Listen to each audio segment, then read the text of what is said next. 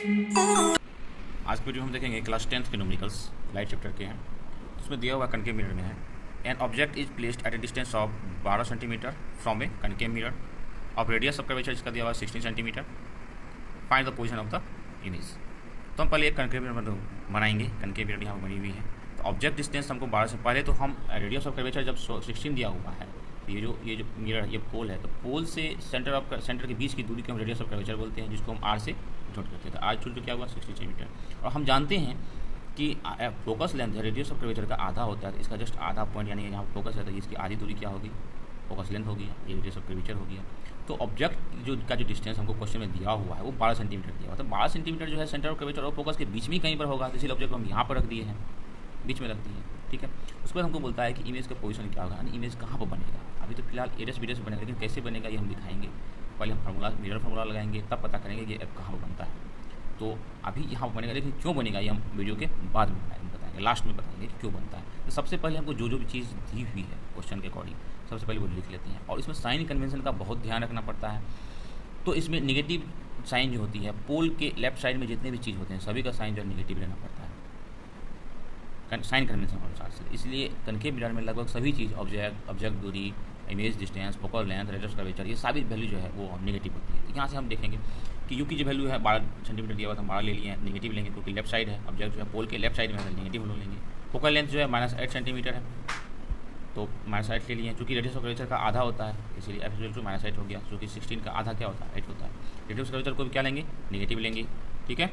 उसके बाद हम इमेज फाइंड आउट कर देंगे। इमेज यानी कि फी की वैल्यू हमको फाइंड आउट करनी है। सबसे पहले हम मिरर फार्मूला लगाएंगे 1/u + 1/v equal to 1/f।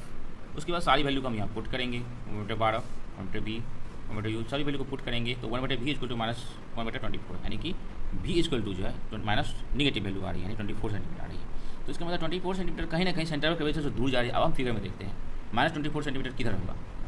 तो देखते हैं यहाँ से यहाँ तक अगर 16 है और ऑब्जेक्ट 12 है यहाँ से यहाँ तक, इसका मतलब ये है 8 और ये है 16, यानी कि पोल से फोकस की दूरी 8 है और पोल से सेंटर ऑफ कर्वेचर की दूरी 16 है। इसका मतलब अगर ऑब्जेक्ट 12 सेंटीमीटर दिया हुआ है तो ये सेंटर ऑफ कर्वेचर और फोकस के बीच में ही कहीं होगी। ये बीच में हमने दे दिया ऑब्जेक्ट को। तो अब इसका इमेज जो हम निकाले फी की वैल्यू जो है हमको -24 सेंटीमीटर आया है, यहाँ से हम देख सकते हैं। तो -24 सेंटीमीटर जो है ये तो कहीं ना कहीं सेंटर ऑफ कर्वेचर से दूर जा रहा है ना, क्योंकि 24 जो है सेंटर ऑफ कर्वेचर से अंदर तो आएगा नहीं, क्योंकि यहाँ से यहाँ तक 16 है। तो इसका मतलब सेंटर ऑफ कर्वेचर से वो दूर ही कहीं ना कहीं जा रहा है, ठीक है। 24 अगर हमको शो करना है तो सेंटर ऑफ कर्वेचर से दूर जाएगी। इसका मतलब ये जो केस है ये चौथा केस को फॉलो करता है कनकेव मिरर का। कनकेव मिरर में हम जो केसेस है वो चौथा केस में दिखाया गया है कि जब ऑब्जेक्ट सेंटर ऑफ कर्वेचर और फोकस के बीच में होती है तो उसका इमेज जो है इन्फिनिटिव और सेंटर ऑफ कर्वेचर के बीच में बनता है, तभी जाकर के ये 24 सेंटीमीटर होगा। तो हम इसको यहाँ से यहाँ तक मार्क कर लेंगे 24 सेंटीमीटर, और ये जो वैल्यू है ये 24 सेंटीमीटर।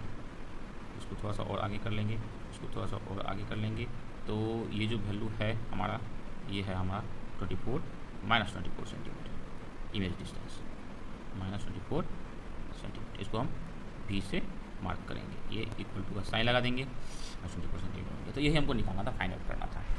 तो यहाँ पर अगर भी की वैल्यू नेगेटिव आती है इसका मतलब ये रियल होता है, इन्वर्टेड होता है और वस्तु की अपेक्षा बड़ा रियल होता है और इन्वर्टेड होता है, ठीक है। लेकिन अगर केस बड़ा तब होता है जब केस सेंटर ऑफ कर्वेचर और फोकस के बीच में हो, इसका फिगर में दिया हो, तब वो जो है मैग्नीफाइड होता है। लेकिन अगर भी की वैल्यू नेगेटिव आती है तो इसका मतलब वो रियल है और इन्वर्टेड। तो नेक्स्ट वीडियो में हम लोग देखेंगे दूसरे सवाल को। इसमें और भी कोई सवाल अगर पूछना है तो आप कमेंट कर सकते हैं। फिर से व्यू दिया हुआ है यू भी, मैं फिर से एक बार रिवीजन कर देता हूँ। यू दी हुई है एफ और रेडियस ऑफ कर्वेचर दिया हुआ है, इससे हम फोकल लेंथ निकाल लेंगे 8 सेंटीमीटर।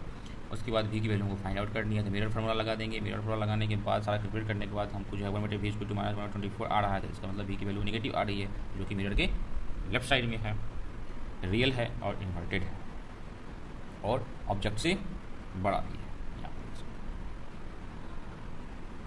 ओके।